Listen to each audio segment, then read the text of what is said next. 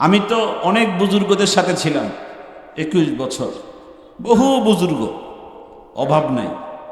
আর এই নতুন এই 3 বছর 3 মাসের ভিতরে আলহামদুলিল্লাহ আমার শায়েখ আরিফ বিল্লাহ হাকিমুন নফস মুশতাকুন নবী কাসিমি দামাত বারাকাতুল আলিয়া আজকে জোহরের পরে হুজুরের সাথে এক জায়গায় বয়ানে বসছি।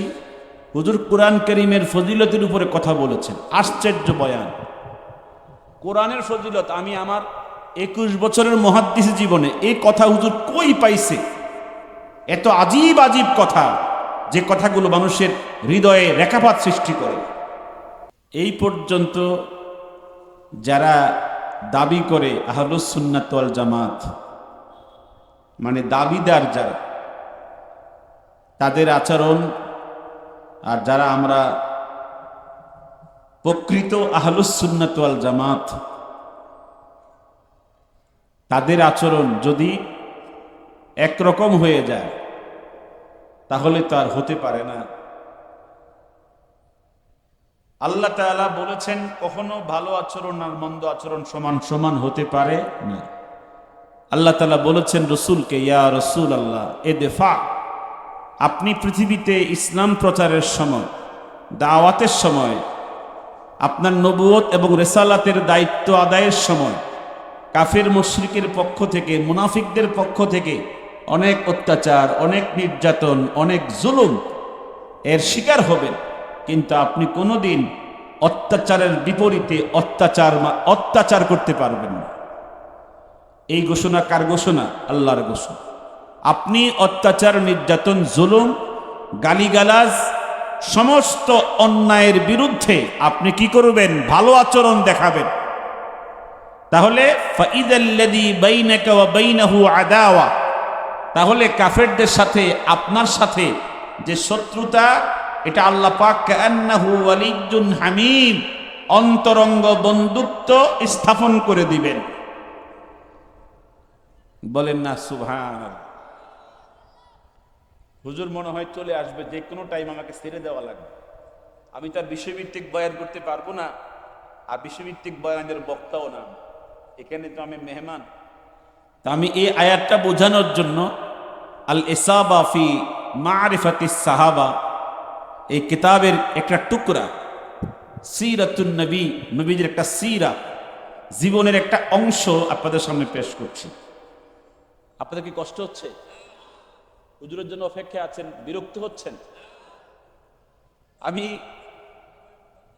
বরুণের হুজুরকে আমি স্টেজের মধ্যে কয়েকটা বয়ান শুনেছি এই 3 মাসের ভিতরে। এক আজীব আশ্চর্য মানুষ, যেই বয়ানে শুনি ওই বয়ানে আমার দিলের মধ্যে অনেক তাসির পড়ে, অনেক প্রতিক্রিয়ার সৃষ্টি হয়। আমি তো অনেক বুজুর্গদের সাথে ছিলাম 21 বছর, বহু বুজুর্গ, অভাব নাই। আর এই নতুন এই 3 বছর 3 মাসের ভিতরে আলহামদুলিল্লাহ আমার শায়েখ আরিফ বিল্লাহ হাকিমুন নফস মুশতাকুন নবী কাসিমি দামাত বারাকাতুল আলিয়া আজকে জোহরের পরে হুজুরের সাথে এক জায়গায় বয়ানে বসছি। হুজুর কোরআন কারীমের ফজিলতের উপরে কথা বলেছেন, আশ্চর্য বয়ান। কোরআনের ফজিলত আমি আমার 21 বছরের মুহাদ্দিস জীবনে এই কথা হুজুর কই পাইছে? এত আজীব আজীব কথা, যে কথাগুলো মানুষের হৃদয়ে রেখাপাত সৃষ্টি করে। বলেন আলহামদুলিল্লাহ। তন্মধ্যে যিনি আমাদের মাঝে কিছুক্ষণ পরে আসবেন, তাদের কথায়, তাদের বয়ানে মানুষের দিল গলে, মানুষের হৃদয়ে গলে, ঠিক কিনা বলেন? যাই হোক, আমি যে আয়াতে কারিমা তেলাওয়াত করছি এর প্রসঙ্গ ইসাবা গ্রন্থ থেকে একটা বিষয় উপস্থাপন করছি। নবীজি খুব চিন্তিত ছিলেন 8 জন বাদশার জন্য। একজন বাদশাহ রোমান বাদশাহ কেসরা, একজন বাদশাহ রোম মানে শামের বাদশাহ, পারস্যের বাদশাহ কায়সার, ইয়ামামার বাদশাহ সুমামা। এরকম 8 জন প্রভাবশালী বাদশার জন্য খুবই চিন্তিত ছিলেন যে এরা 8 জন যদি ইসলাম গ্রহণ করত, আমার ধর্মের, আমার ইসলামের অনেক বিষয়, বিশাল বিজয় অর্জিত হতো। এই 8 জন বাদশাকে কিভাবে ইসলামের দাওয়াত দেওয়া যায়? কিসের দাওয়াত দেওয়া যায়? কালেমার দাওয়াত দেওয়া যায়। এখন তো মোবাইলের যুগ, তখন মোবাইল থাকলে হয়তো ফোন করতেন, কি করতেন? কথা বলেন না। এখন তো আর এই আধুনিক যুগ তো রসুলের যুগে এইভাবে উন্নত প্রযুক্তি ছিল না। তো নবীজির যে প্রযুক্তি ছিল, চিঠির মাধ্যমে, কিসের মাধ্যমে? চিঠির মাধ্যমে, পত্রের মাধ্যমে কালেমার দাওয়াতপত্র লিখেছেন। মিন মুহাম্মাদিন রাসূলিল্লাহ ইলা আজিমে ইয়ামামা সুমামাতা ইবনে উসাল আল হানাফি সালামুন মান ইত্তাবা আল হুদা আসলিম তুসলাম। এই ভাষায় নবীজি কি করছেন? মেসেজ দিয়েছেন। মেসেজ পর্যন্ত চিঠি দিয়েছেন। এই চিঠির মধ্যে বক্তব্য ছিল, আমি হচ্ছি প্রেরক মুহাম্মদ আল্লাহর রসুল, আর তুমি হচ্ছ প্রাপক আজিমে ইয়ামামা, ইয়ামামার রাষ্ট্রনায়ক। কোন দেশের রাষ্ট্রনায়ক? ইয়ামামার রাষ্ট্রনায়ক। তোমার নাম সুমামা ইবনু উসাল আল হানাফি। সালামুন মান ইত্তাবা আল হুদা, যারা ইসলাম পালন করে তাদের উপরে শান্তি নসিব হোক। এই দোয়া কি সুমামা পাইছে? কথা কোন? সেটি ইসলাম পালন করে না, হেদায়েতের উপরে নাই। তারপরে হুজুর দোয়া করছে, জেনারেল দোয়া, যারা ইসলামের উপরে আছে তাদের জন্য দোয়া, আল্লাহ পাক ওদের উপর শান্তিতে, ওদেরকে শান্তি নসিব করুন। আসলেম তুসলাম, ইসলাম গ্রহণ তুমি করো, তুমিও নিরাপত্তা পাবে, শান্তিতে অবস্থান করতে পারবে। এই চিঠি সাহাবা একরাম যখন পৌঁছাইছে, উনি আমার নবীজির চিঠির মধ্যে থুতু নিক্ষেপ করেছেন।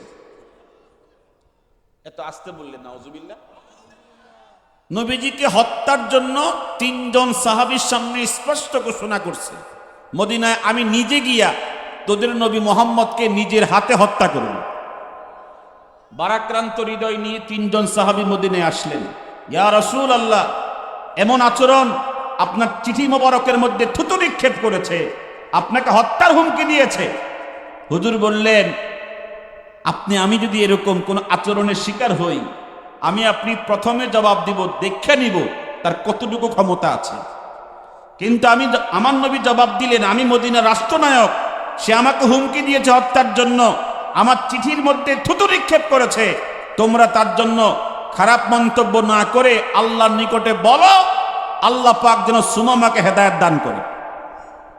কপালেও ভাঁজ পড়ে নাই, চেহারাও প্রকাশ হয় না। এটা আমার নবীর বৈশিষ্ট্য। ইদফা বিল্লাতি হিয়া আহসান, ইদফা বিল্লাতি হিয়া আহসান। আপনি মন্দ আচরণ পেয়ে মন্দ আচরণ করবেন, এটা আপনার নীতি নয়। আপনি ভালো আচরণ করবেন। হুজুর বললেন, হেদায়েতের দোয়া করো, আল্লাহ পাক যেন সুমামাকে হেদায়েত নসিব করে। ইয়ামামার বাদশা, ছোটখাটো বাদশা না।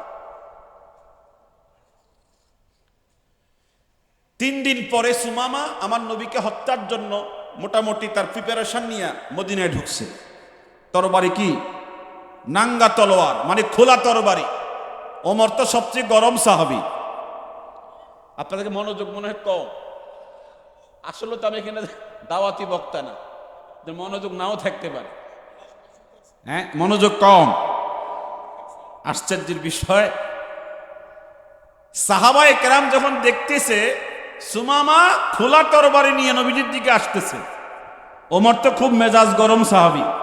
উনি বলছে, হুজুর, যেই সুমামা আপনার চিঠির মধ্যে থুতু নিক্ষেপ করেছে, আপনাকে হত্যার হুমকি দিয়েছে, সেই তো খোলা তরবারি নিয়ে আপনার দিকে আসতেছে, আমার মনে হয় অঘটন ঘটায় ফেলবে। হুজুর বলছে, না ওমর, আল্লাহর পাগল, আল্লাহ থামাবে। বলতেছে, আমাকে সুযোগ দেন, অনুমতি দেন, আমি সুমামার গর্দান আলাদা করে ফেলি। হুজুর বললেন, আল্লাহর শত্রুকে আল্লাহই থামাবে। আল্লাহু ইয়াসিমুকা মিনান নাস, আল্লাহ পাক আমার জিম্মাদারি নিজেই গ্রহণ করেছেন। কোন চক্রান্তকারীর চক্রান্তে আল্লাহ পাক আমাকে কি করবেন না, ফেলবেন না। বলেন না সুবহানাল্লাহ। সুমামাকে ছেড়ে দিছে ওমর। উনি ক্ষিপ্র গতিতে, ফোর্সে আমার নবীর দিকে আসতেছে। নবীজির একটা হাদিসের মধ্যে এসেছে, নসিরতু বিররুবে মাসিরাতা শাহরিন। নবীজির একটা মুজিজা, নসিরতু বিররুবে মাসিরাতা শাহরিন।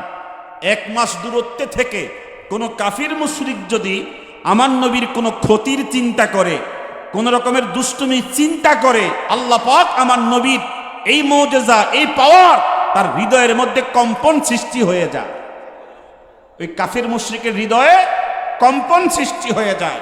তো নবীজি বলছেন তাকে ছেড়ে দাও। সুমামা আমার নবীর দিকে আসতেছে, আর হুজুর তার দিকে একটা নজর দিছে। নজর বোঝেন তো, মানে দৃষ্টি দিছে। এক দৃষ্টিতে সুমামার যে সাহস, হিম্মত, কুওয়াত সব শেষ। আঘাত করতে হয় নাই, থাপ্পড় দেওয়া লাগে নাই, আঘাত করতে হয় নাই, থরথর করে তার তরবারি কাঁপতে কাঁপতে জমিনে পড়ে গেছে। সুমামা ইবনু উসাল আল হানাফি ঘোড়া থেকে পড়ে গেছে। তার চাচা ছিল তার সাথে প্রতিরক্ষা বাহিনী, স্ট্রং একজন নেতা। উনি বলতেছে, সুমামা তুই মোহাম্মদকে হত্যা করতে আসলি, তুই কি মোহাম্মদকে দেখা মাত্রই তোর সমস্ত শক্তি, সামর্থ্য, হিম্মত, কুওয়াত সব শেষ হয়ে গেছে, কি হলো তোর? তখন সুমামা বলে, মোহাম্মদ আমাকে জাদু করেছে।